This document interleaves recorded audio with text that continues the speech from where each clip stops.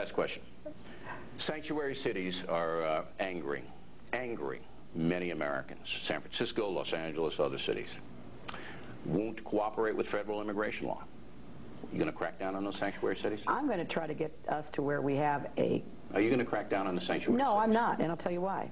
I'm not, because the reason why a lot of those folks do it, in New York, why do police officers turn a blind eye? Because they want them to report crimes. They want them to report crimes. Because doesn't override.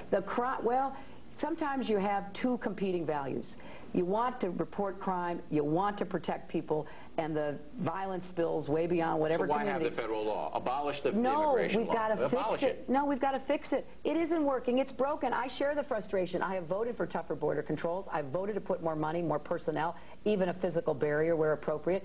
I'm 100% in favor of tightening our borders, of enforcing the laws against employers, of going after the kind of abuses that we see in the job market. We have a broken immigration system that has gotten caught up in this political, partisan wrangling. You have anarchy when you have a sergeant serving in Iraq, son, 18 years old in Los Angeles, shot dead by a criminal illegal alien that was let out of a L.A. jail. Well, that's the problem. Because they won't obey, the federal law, Los Angeles. If somebody is picked up, if somebody is in jail, it is perfectly appropriate to look. That's what sanctuary city policies are. They won't report it. No, because that is not. Sanctuary city goes much further than that. That's part of the equation. Well, but I believe thoroughly that just like states are trying to protect themselves, if they pick somebody up, if they've committed a crime in this country or elsewhere, they should be deported, no questions asked, or tried for the crime. Well, that's what the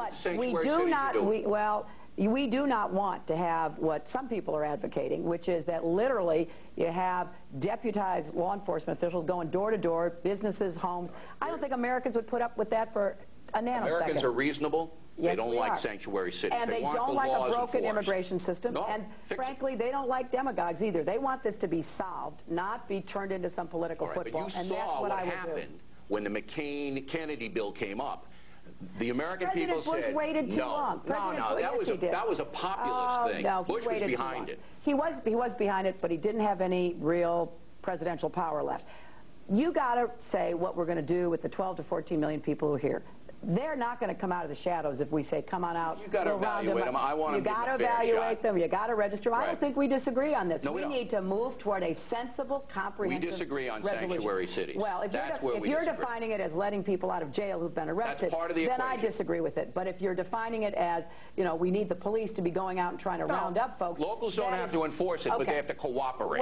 Well, we can reach a fair and balanced approach toward this to protect people from those kinds of violent acts. I got to let you go because I have to go out and campaign. What are you running for? I'm running for my life.